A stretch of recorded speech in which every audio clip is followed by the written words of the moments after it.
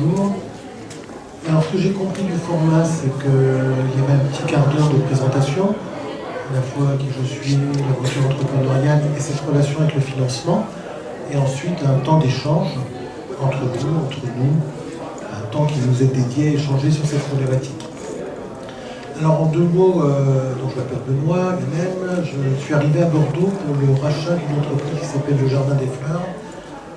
On est franchiseur. C'était un réseau qui avait souffert de la relation avec son fondateur, qui était sûrement un gars qui avait une vraie vision stratégique, mais qui, dans la gestion de ses relations avec les franchisés, avait une relation absolument dramatique. Et donc ce réseau était au bord de l'explosion. Il y avait plus de départs que de créations. Tout ça, non pas pour raconter la vie du Jardin des Fleurs, ni dire du mal dessus qui l'a vendu, quoique, ça fait du bien, mais pour dire que c'était la pire des situations pour trouver un financement. C'est-à-dire on est en 2008-2009, on rentre dans ce qu'on appelle la crise, on met 2 ans, je mets 2 ans à négocier avec cet homme-là pour arriver à racheter l'entreprise, et quand on est d'accord, on se pose la question du financement, parce que moi, très rapidement, j'ai un BEP de l'école hôtelière dans la poche, licence de théologie, avec les affaires, puis ensuite 5 ans comme éducateur spécialisé, 5 ans dans l'enseignement, et ensuite je dis je vais aller voir ce que c'est une entreprise, et je rentre dans une boîte, on me regarde avec des yeux comme ça, et je suis représentant, chef des ventes, directeur commercial, directeur marketing, puis je prends la direction générale de jardinerie indépendante, là je découvre la franchise, c'est-à-dire ce modèle de développement. Et puis ensuite, je m'intéresse au rachat de Jardin des Fleurs. Donc tous les ingrédients étaient réunis pour que le premier banquier, je ne sais pas s'il y en a ici, il y en a qui se cachent là-bas en disant « je suis venu incognito », tous les ingrédients étaient réussis pour que, en tout cas dans ce monde économique où on pense que seul l'argent permet d'obtenir et que voilà, tous les ingrédients étaient réunis, pire que dans l'usine AZF, pour que l'opération ne se fasse pas. On rentre dans une vraie incertitude économique, on ne sait pas, en tout cas on a perdu tous les aimants de la boussole, et on rachète une boîte qui est au bord de l'explosion avec un réseau qui est complètement gangréné. Si l'opération ne s'était pas faite, il n'y aurait plus de réseau parce que les franchisés seraient tous partis. Ce qui en tout cas provoque pour moi une espèce de posture dans le témoignage qui est de dire bien sûr que l'argent est nécessaire et le financement est nécessaire, mais je vais dire, s'il y a un projet, des hommes, une cohérence entre le projet et les hommes, s'il y a une certaine transparence dans les propos, et notamment dans les dossiers bancaires, dans la manière de parler avec les interlocuteurs, les financements se trouvent. Alors je dis, j'avais pas un copec dans la poche, c'est vrai à moitié, j'avais pas beaucoup d'argent, mais en même temps, j'ai des potes qui m'ont dit « Ah non, ce dossier, c'est génial, c'est pour toi, allez, on va faire un petit tour de table, on va mettre un peu d'argent. » Un peu comme dans Forrest Gump. « Vas-y, Forrest, cours, tu vas voir, c'est génial. » Et puis j'ai rencontré des financiers qui, eux aussi... alors, sous le mot financier, il y a plein de choses. Je pense que la première chose à faire quand on s'intéresse à savoir qu'est-ce qu'on met en face d'un projet, c'est de se dire de quoi on parle. Est-ce qu'on parle de fonds d'investissement qui peuvent venir à vos côtés sur votre projet? Après, il y a fonds et fonds. Alors, est-ce que c'est fonds minoritaires, fonds majoritaires? Est-ce que c'est des fonds families, c'est-à-dire des gens qui sont là pour durer avec vous? Ou est-ce que c'est des fonds qui reposent eux-mêmes sur des engagements qui fait que tous les 5 ans, ils doivent sortir pour revenir? Enfin, quelle va être la typologie du fonds d'investissement? Et vous allez choisir, sûrement, si vous êtes prêt à partager votre capital pour faire votre projet, vous allez partager avec des gens qui peut-être ressemblent à ce que votre projet nécessite. Moi, je me rappelle avoir rencontré énormément de fonds d'investissement. Alors, c'est très étonnant comme relation parce que vous rencontrez les gens pendant 1 heure, 1 heure et demie, vous leur présentez votre projet, et en fait, au bout d'1 heure, ils se sont fait une opinion s'ils voulaient faire ou pas faire. Et moi, j'en ai un qui un jour me dit « Monsieur Ganem, si vous me dites oui, je vous fais un chèque de 7 millions aujourd'hui. » Je demande une interruption de séance, je sors dans le couloir avec mon avocat et je lui dis « Je ne sens pas du tout le mec. » Et l'avocat me dit « Mais enfin, vous n'avez pas 1 euro en poche, vous voulez racheter une boîte, il y a un gars qui est prêt à vous faire un chèque et vous dites « Je ne le sens pas. » Alors, c'est même pas théâtral, c'était vrai. Et je pense que lorsque moi j'ai choisi des fonds, ils m'ont choisi, et je pense qu'on doit être dans la position de choisir aussi les gens avec qui on avance, parce que quelque part, c'est aussi une connivence, une relation humaine, etc. Et je crois que le projet, de temps en temps, il faut le placer au-dessus uniquement du mécanisme financier. Avec une certitude, c'est que si le projet est bon, il se finance. Moi, je suis dans le monde de la franchise, j'accompagne des entrepreneurs toute la journée. À un moment, ils vendent leur point de vente, et j'ai des nouveaux entrants qui veulent racheter, par exemple. Et bien, systématiquement, quand il y a des négociations avec des gens qui rêvent sur le prix de vente, et puis d'autres qui... Voilà, je dis, vous savez, le juge de paix, au final, c'est quand même le banquier. Fonds d'investissement ou banquier, il y a une espèce de réalité économique qui fait que si le projet est bon, ils vont y aller. S'il est mauvais, ils n'iront pas. Parce qu'on ne peut pas demander à un financier de faire autre chose que, quelque part, regarder s'il y a un équilibre qui permet au moins de rembourser et de servir la dette.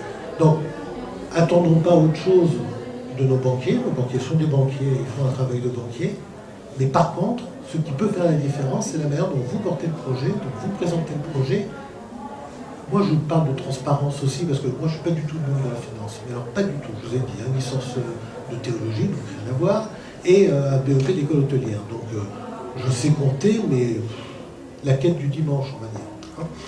Et donc, à un moment, se positionner devant des financiers en leur disant « je ne suis pas un homme de la finance ». Et donc, je choisis aussi des gens avec qui il y a du courant, avec qui je ne suis pas obligé de jouer la comédie, avec qui je ne suis pas obligé de raconter des idioties, sur qui je peux m'appuyer. Ben, tout à coup, ça fait aussi des portes qui s'ouvrent et qui permettent aux gens de trouver leur place dans un tour de table.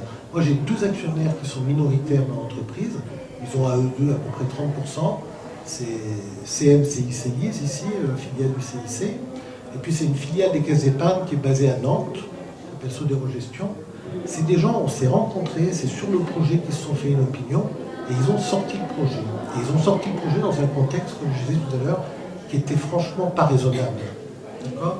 On a eu 3 banques aussi, on a fait un petit emprunt pour payer une partie de la dette. 3 banques qui ont suivi.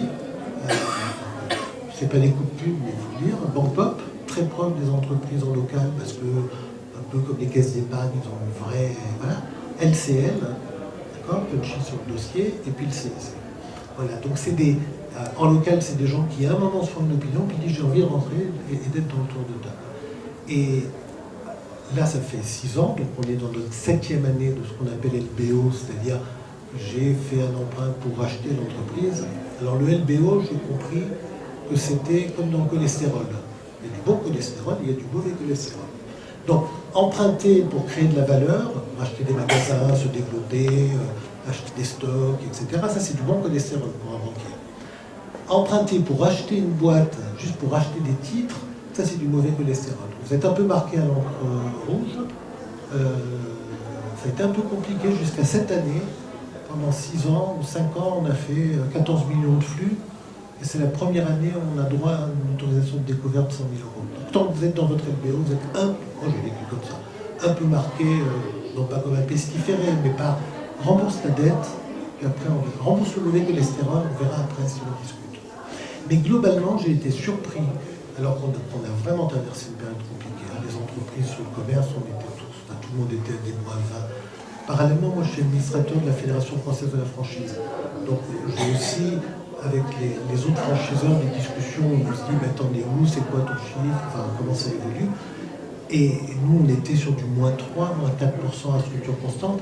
On était quand même dans des contextes où tout le monde avait la trouille de ce qui allait se passer et où les banques se voyaient imposer, je ne sais pas si on te parle de BAL 3 ou BAL 2, puis BAL 3, des règles beaucoup plus contraignantes. Ce qui fait qu'on a globalement un système bancaire qui tient la route, parce qu'en gros, on leur a dit, si tu as des fonds propres, c'est-à-dire des économies, monsieur le banquier, tu as le droit de prêter, mais à la hauteur de tes économies.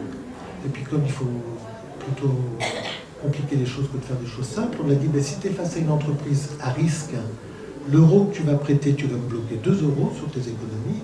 Si tu es sur une entreprise moyenne, l'euro emprunté, tu vas bloquer 1 euro. Et si tu es sur une entreprise apparemment ne présente aucun risque, ben, l'euro que tu vas emprunter, il va te prendre sur tes réserves 50 centimes d'euros. Donc les banquiers ont été aussi dans un mouvement qui était un mouvement de... Il faut vraiment reprendre les choses en main et ne pas dépenser l'argent qu'on n'a pas. Et on est tombé dans ces périodes-là en plein 23, c'est-à-dire avec des règles bancaires au niveau mondial qui ont donné des exigences sur les banquiers d'exploitation qui font qu'automatiquement, ils sont moins barrés. Avant, on se téléphonait, on demandait un truc, on se tapait dans la main, ça fonctionnait. Aujourd'hui, ça ne fonctionne plus tout à fait pareil. Il faut vraiment Et je pense que le facteur clé de succès, c'est pas tant le dossier que le porteur de projet.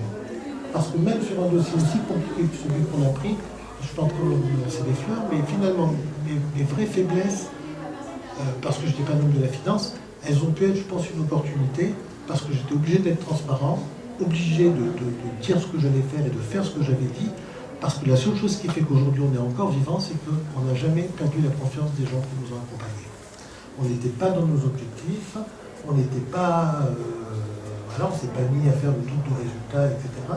Et que personne ne nous a laissé tomber uniquement sur le respect de la parole et de l'engagement qu'on avait vis-à-vis d'eux. On ne joue pas la comédie quand on les voit pour rendre les comptes, on dit les choses simplement, ils vivent dans un monde, nos financiers, où ils savent ce que vivent également d'autres entreprises, et s'ils gardent cette confiance dans l'entreprise, ils vous suivent. Voilà, moi c'était en gros le message que je voulais passer aujourd'hui, parce que c'était un témoignage sur un format court, et quelque part pour dire, en tout cas, en finale, pour accompagner les entrepreneurs, pour dire, finalement, la seule chose dont il faut s'assurer, c'est de ne pas chercher à se convaincre qu'on est un entrepreneur. L'entrepreneur, c'est une espèce de truc hybride, qui n'a pas toutes les cases, qui n'a pas toutes les frites dans le même cornet, on va dire, qui s'il veut absolument tout verrouiller avant d'avancer, n'avancera jamais.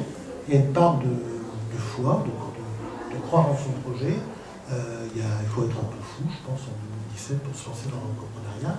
C'est une aventure merveilleuse, mais qui demande, j'allais dire, d'avoir à la fois cette énergie, cette graine entrepreneuriale, et que c'est pas parce qu'on rêve d'être son propre patron qu'on est un bon entrepreneur. Mais après, je reste convaincu que tous les projets se financent avec des règles, et qu'il y a sur la place plein de possibilités aujourd'hui de jouer sur la question du financement, de l'emprunt, du prêt participatif, des tours de table avec les copains, la famille. Il y a mille et une manières d'arriver à financer un projet. On est dans une période de l'existence où les gens ont besoin de sens, ils ont besoin qu'on leur raconte des vraies histoires, pas des histoires pour s'endormir, hein, mais des vraies histoires quand il y a des projets avec des valeurs, avec du sens, avec quelque part, je pense qu'on est capable de réussir des choses qui, a priori, sur le papier, pourraient dire dans leur passe ton chemin, t'es pas le président, ça te concerne. Voilà juste ce que je voulais partager avec vous. J'espère que je n'ai pas dérapé mon quart d'heure. Non, non, pas du tout, c'est parfait. Je ne sais pas s'il y a des questions, moi j'en ai une à vous poser. Quand vous avez commencé à chercher des financements, est-ce que vous avez pris votre bâton de pèlerin tout seul, vous êtes allé frapper aux portes en espérant qu'elles s'ouvrent et qu'elles restent ouvertes, ou est-ce que vous êtes fait accompagner d'une façon ou d'une autre? Non, je me suis fait accompagner parce qu'en fait, ce dossier était confié à des gens qui sont chargés de vendre des entreprises. C'est un financier de Courcelles à Paris qui avait écrit à tout le monde en disant si vous êtes à la recherche. Alors, je suis chargé de vendre une entreprise dans le monde de la franchise et dans le secteur de fleurs. Donc j'ai été rencontrer la financière. Et j'ai regardé ce dossier-là à l'époque pour Villa Verde, dont j'étais directeur général, parce que je voulais que Villa Verde fasse de la croissance externe. Mais comme j'avais dit que je quittais Villa Verde, ils m'ont regardé en me disant mais attends, un dossier comme ça, où il y a le feu dans le réseau, ou voilà, on ne va pas faire, et c'est plutôt un dossier pour toi. Donc j'ai dit à la financière, je ne le fais pas, et ils m'ont dit mais pourquoi vous ne le faites pas vous? Enfin, Villa Verde ne le fait pas, ils m'ont dit pourquoi vous ne le faites pas vous? J'ai dit mais moi je veux de l'argent. C'est pas un problème d'argent. On peut acheter une entreprise sans argent. Oui. Comptez ce que j'avais, et ils se sont chargés de me faire rencontrer un certain nombre d'acteurs sur le marché qui cherchaient à investir. Parce qu'en fait, je ne sais pas si on peut dire ça, messieurs les banquiers, mais en fait, du pognon, il y en a partout. Les fonds d'investissement, les banques cherchent des dossiers. Non, mais je ne dis pas de bêtises, hein. Pas en sous contrôle. Et ils ne cherchent pas que des bons dossiers, parce que quelque part, le retour sur investissement, il a toujours un lien un peu avec le risque. Si je prends aucun risque, j'ai aucun retour. Si je n'expose jamais, il ne m'arrivera jamais rien. Donc le banquier, il veut juste... Alors le banquier d'exploitation, c'est une chose. Celui qui rentre dans votre capital, un petit peu, beaucoup, passionnément, la folie. J'allais dire, lui, il cherche aussi un retour sur investissement. Donc quand il y a des vrais enjeux, ça peut en exciter plus d'un, à condition qu'ils soient convaincus qu'ils ont en face un capitaine qui est capable de gérer ce type de problématique. Donc il n'y a pas les bons capitaines et les mauvais capitaines, il y a, comme dans le Cluedo, Madame Moutarde dans la salle à manger des clashs, c'est le bon capitaine sur ce dossier, sur cette problématique. C'est-à-dire face à cette problématique, est-ce que j'ai le dirigeant qu'il faut? Si j'ai le dirigeant qu'il faut, pense sincèrement que le financement ne pose aucun problème. Alors oui, quand on fait rentrer quelqu'un dans son capital, on perd un petit peu de l'idée de se dire je suis 100% patron chez moi. Mais c'est une vraie opportunité aussi. Je vais vous donner une anecdote avec le CIC, l'investissement.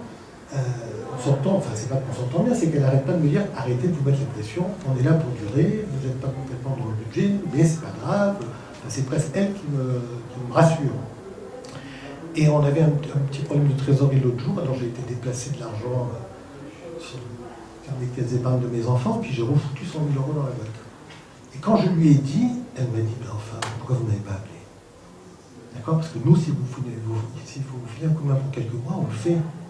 Enfin, vous voyez, c'est presque la relation inversée. Et je crois que, quand je disais la confiance est maintenue, c'est que aussi, je trouve qu'il y a un discours vis-à-vis des banquiers qui n'est pas toujours très sympa, parce que tout le monde lève les bras en disant ah, ben, ils font plus leur travail, etc. Et tout. Et c'est comme avec le gouvernement, je veux dire, si on attend tout des autres, on n'avance pas. Et je pense que quelque part, il faut aussi qu'on compte les uns sur les autres. Et du coup, on laisse une place aux financiers à côté. Et ne pas, enfin, moi je considère pas tout attendre de la part des financiers. Est-ce qu'il y a d'autres questions?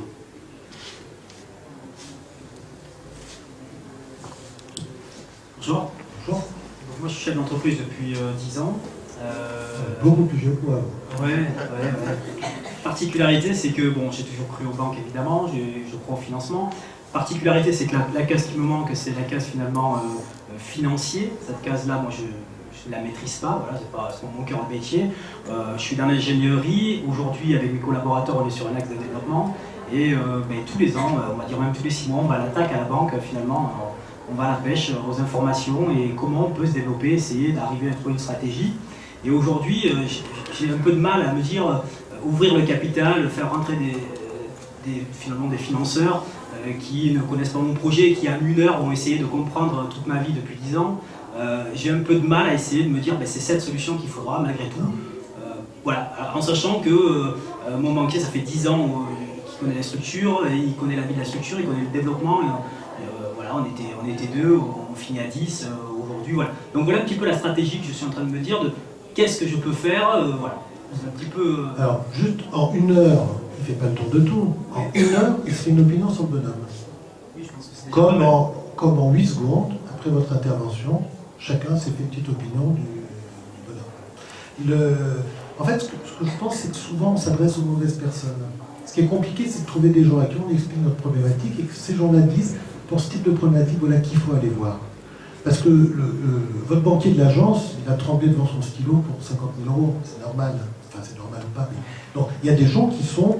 il y a des structures qui sont faites pour accueillir ce type de préoccupation. Et je pense surtout, alors du coup, et c'est pour ça que je trouve que ce type d'initiative est génial, c'est que, voilà, moi j'ai vu des banquiers d'exploitation ici, j'ai vu Yvan Piqueras de MCL qui lui est haut de bilan, enfin j'ai vu des gens de différents profils qui répondent à votre problématique. Donc en gros, c'est quoi la problématique et je pense que votre expert comptable, des gens qui connaissent bien l'entreprise et qui sont proches de vous, sont sûrement capables de vous conseiller là-dessus. Et de vous dire, là, il faut aller voir une banque privée, ou là, il faut aller voir un fonds d'investissement, ou là, il faut aller voir le banquier d'exploitation.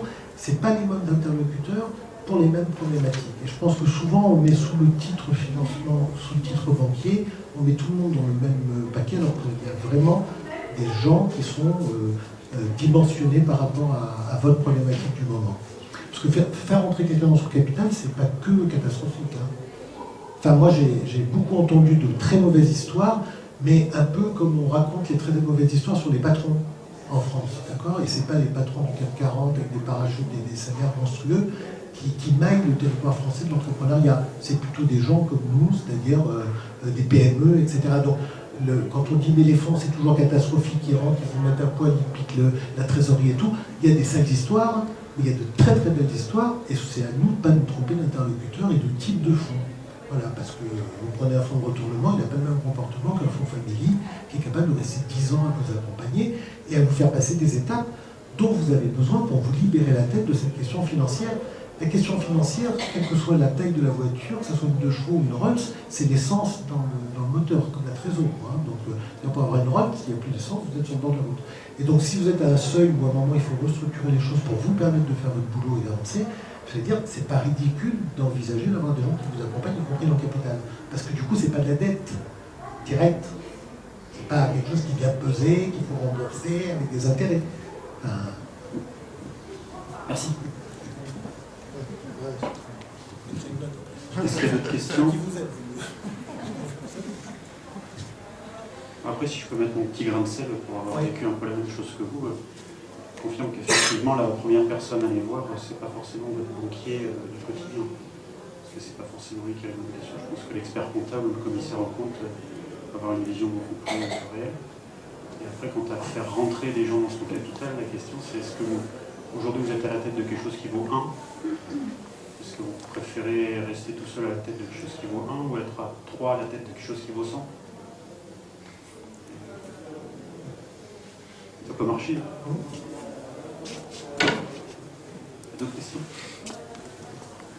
Après, je fais de la pub pour personne parce que je connais pas beaucoup de gens sur Bordeaux, mais les clubs APM, sur le projet de management, les clubs du CJD, Centre des jeunes dirigeants, il y a des associations comme ce qui se passe ici.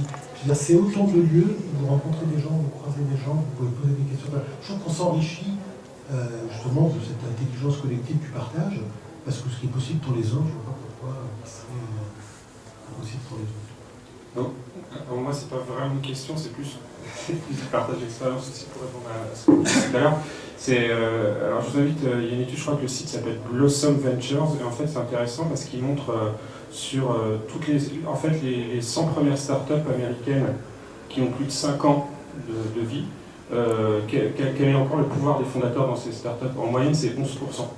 Voilà. Le fondateur, il est en moyenne, sur une startup qui vit plus de 5 ans aux États-Unis, il ne reste plus qu'11%. Donc, ça donne quand même, en France, on en est loin, parce qu'effectivement, les entrepreneurs ont envie de plus garder le capital, mais il ne faut pas du tout avoir peur de sourire. Ça veut dire que les fondateurs ne détiennent plus qu'en moyenne 11% de leur capital. Voilà, après 5 ans. Voilà. Et c'était avant Trump ou après? C'est en ce moment. Pendant. Ça, c'est le premier point. Second point, c'est plus un témoignage sur les problèmes de financement. Moi, c'est quelque chose qui m'est arrivé. Enfin, moi, j'ai 2 boîtes, et sur la première, j'ai eu un moment d'énorme difficulté de trésorerie avec plus personne qui suivait. Et je me suis rendu compte assez tard qu'il y avait le tribunal de commerce qui était là pour aider. Et ça, c'est important aussi parce qu'on n'oublie jamais dans la vie d'entrepreneur. Le tribunal de commerce, souvent, on se dit c'est liquidation, etc. Et en fait, pas du tout. Il y a plein de choses avant. Alors, vous pouvez renseigner la mandat ad hoc, procédure de sauvegarde, etc. Et quand vous avez vraiment des problèmes de trésorerie, ça peut vous aider.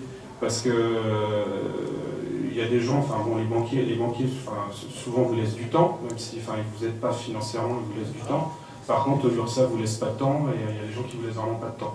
Donc c'est bien aussi de savoir que quand on a des problèmes de finances, le tribunal de commerce est là pour aider. Et ça, c'est vrai qu'on n'entend jamais dans ce genre de raout, et pourtant c'est important aussi. Voilà. Merci. Je pense pour conclure, Benoît, merci. Je pense qu'on est aujourd'hui à Bordeaux, dans l'écosystème où il y a tout ce qu'il faut. Il y a tout ce qu'il faut et tous les outils sont à la disposition de tous. Donc au niveau du financement, trouver les bons financements, c'est même l'objet même d'une journée comme aujourd'hui. Vous avez vu, il y avait des stands, il y avait des experts. Il faut profiter, puisque pour gagner du temps, l'objectif de la journée, c'était à tous, quand vous êtes en recherche, de vous faire gagner du temps, de partager une expérience, de capitaliser sur l'expérience d'entrepreneurs qui ont vécu ce type de situation. Vous aussi, vous avez votre propre vécu. Et puis de contacter les personnes qui étaient présentes. Toutes les banques étaient là. Sous panière collective, toutes les banques étaient là. Tous les cabinets étaient là. Donc profitez-en, c'était vraiment une journée exprès dédiée à ce type de choses pour faire en sorte que vous gagnez du temps et que vous alliez directement sur les bons interlocuteurs. Voilà, c'est tout ce que je veux vous dire.